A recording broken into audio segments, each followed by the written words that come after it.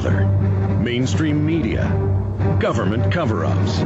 You want answers? Well, so does he. He's Alex Jones on the GCN Radio Network. And now, live from Austin, Texas, Alex Jones.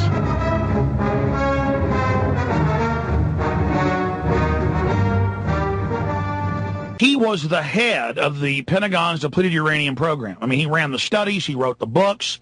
You know, he was their nuclear physicist, PhD, medical. I mean, he's got a bunch of degrees. It goes on and on. And he was their expert. And then he went in and was ordered to clean up the stuff in Iraq and was ordered to do it improperly, and he knew it was improper.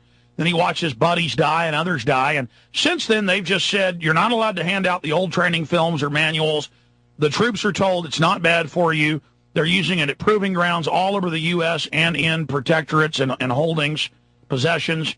They're using it in a bunch of different war zones.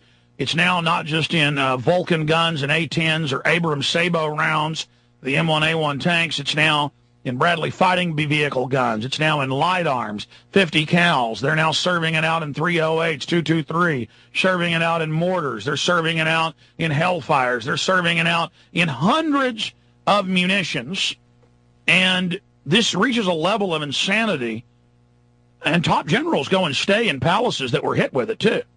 I mean, it is a death cult is all you could call it. I mean, it is wanton insanity, and there's no debating it. And I've had troops call me, send me emails, say, well, I'm in an Abrams tank, and I wear a radiation badge. And by the way, my dad's a dentist and oral surgeon, you know, and I've worked as a dental assistant and been in hospitals. I mean, those radiation badges are for another type of radiation. Okay? But to fool them when they're with this DU, they give them these badges. It's a sick joke to even a radiologist, much less a nuclear physicist or a mechanical quantum physicist, anybody, a physicist who understands this. It is an insult to anyone's intelligence. So we have the world expert really on, the Pentagon called him the world expert on it, and he has had a lot of health problems from it.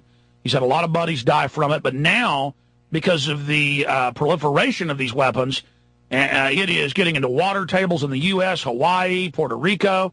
When the citizens come out and protest, SWAT teams just fire on them with rubber bullets and literally break jaws, break heads, while the idiot cops are breathing it right there on the seashore. And I'm not against you, cops. I love you, but you're idiots. Stop attacking us for trying to... I'm sorry, I'm digressing. Dr. Doug Rokke, I thought I'd get him on and first ask how his health's doing, and then get his take on all the other biological and chemical and radiological testing to show this is a mindset and to get his take on why they do this, what makes the elites tick. Dr. Doug Rokke, thank you for coming on with us. Good afternoon, Alex. What do you think of that little 4-minute rant? I mean, do you agree with the statements? Absolutely. I mean, it's just staggering. We have to understand that uranium munitions, the United States gave it to Israel, and they used them in 1973 and 74 against the Egyptians. And they were extraordinarily effective and left a catastrophic mess in the Sinai Desert that still remains with all the health problems. That's totally verified and documented. And then, we did it in Desert Storm, which was an incredible mess. And as a consequence, Schwarzkopf said, well, hey, Doug, go clean it up. And, well, we never can clean it up. We know that. As you said, we went on to do all the research. What we learned and what I learned over all the years as being the Army's expert is that you can't use uranium munitions because there's absolutely no way to completely, thoroughly clean it up. And there is really no known medical cure to treat it, and that's been known going back to 1943 that we can verify. But you have the uranium munitions continued use, as you said. It's one of the most astonishing things. I mean, in the beginning of, Operation Iraqi Freedom, we lost an Abrams tank with a friendly fire from a 50 cal DU round. It's who would ever thought that a 50 cal machine gun, a rifle, could take out an Abrams tank, but it did, and continues on to this day. And then, your lead-in on Project Shad. Project Shad is continuing unabated. Bacillus globegi, I've had to clean that up on military installations. We've had smoke. We've had everything all over across the nation. And then the other funny thing is, guess where the salmonella is coming from? Hey, that's not in tomatoes, guys. That's from feces. Somebody had to put it in there deliberately. It doesn't get up there. The illegal aliens are crapping all over the food. Everybody knows it. Yeah, I think so. You know, somebody will come up with that. But in the meantime, we have hundreds of thousands of casualties from Operation Desert Storm. We have hundreds of thousands of casualties from Operation Iraqi Freedom and Enduring Freedom. And there's well over 200,000 dead. I mean, the lead story on Army Times again today, and it just came in the mail, is one of the medics who was over there and rescued this child in the middle of a firefight that should have never happened because we were attacking Iraqis. You know, it's sort of like we went in there to give them their freedom, but we're attacking them. What's wrong with this picture? And you know, he committed suicide because, again, you know, he never got the care he needed, you know, deliberately and delayed and denied and totally ineffective medical Well, that's another care. example. In World War II, you served one tour, Vietnam one tour, now 5 tours, and they just don't care. I mean, there's an attitude of the government acts like nothing's going to exist soon. They act like it's the end. They act like, I mean, before elites were corrupt, but they had some concern for the future. And going back to Shad, one of many operations, we know there's a lot of other secret ones. What do you think it was when the Army was in town and police were collapsing on the streets and in their offices, and then they would announce weird nuclear spills and the Army would shut things down? That was in 2000. What do you think that was, Dr. Rokke? Oh, I'm not sure, but, you know, it was a lot of nasty stuff, and then the 3,000 Marines just went in Indianapolis and were pulling all kinds of nasties off, too.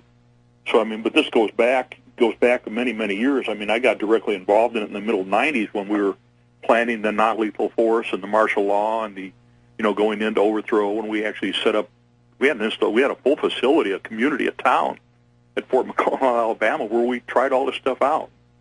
Sadly, I got involved until I saw the light. But I want to hear about that. You've done so much. Yeah, as you said, new information on the DU. But before we get into that, I want to understand, because you were in there planning, you were involved in you know, a lot of this stuff. You know, until the light bulb finally clicked, and it's like you've been sleepwalking. Why am I doing this? Why am I involved in this, Dr. Rokke?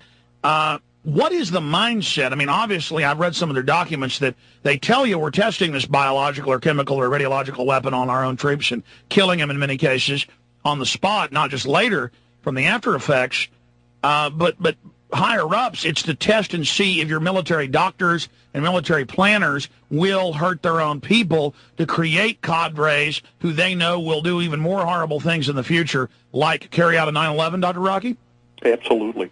I mean, it's a mindset. We have to understand the myth has been propagated so extensively, and I want to come back to this because it's really part of it.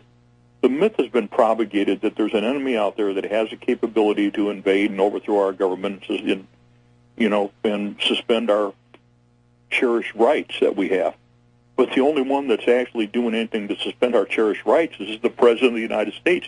He's getting ready to sign a bill today on wiretapping and eavesdropping that's totally illegal. And he says he, quote, relishes. He says he relishes it, is the quote. Go ahead. Yeah, and it's flat wrong. You know, so we've had this myth. And when you look at the myth, and I had to really sit down and look at this because of, you know, my own medical problems and trying to get medical care for all of the work I did in the military and the combat actions and research and everything else, which is, you know, forget it. Nobody can get it. I just sat down and look at the myth. And when I really analyzed it and came out and said, okay, when is the last time that the United States had a viable enemy that had the capability to overthrow our government, suspend our Bill of Rights, and do anything to us? And the answer was never.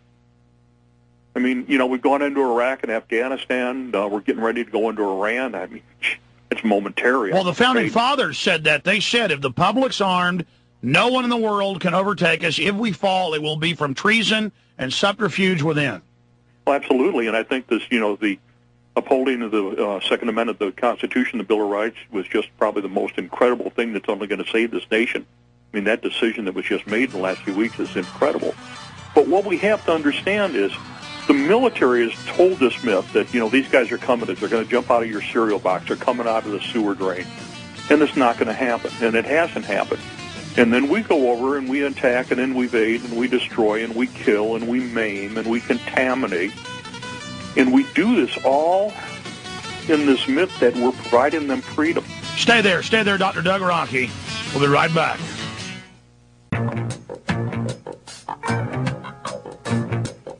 Dr. Doug Rokke is our guest, retired major out of the Army.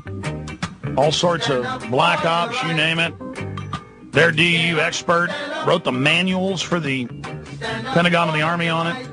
All right, Doc, continuing with, you were getting into the mindset, what we're facing, and I want to get into the new developments with DU. Please continue. Well, the mindset is in the military, and this was the hardest thing that I had to come to grips with because I was involved in it, is the mindset in his military is how do we kill and how we do destroy effectively. And when we're going to kill and we're going to destroy and wound, the John Wayne or the Rambo thing comes into play. You yourself think you're immune, and you're going to use the most effective tool and most effective weapon that you have with complete total disregard for your own health, total disregard for the type of casualties you generate and the medical care that's available, and complete total disregard for the environment.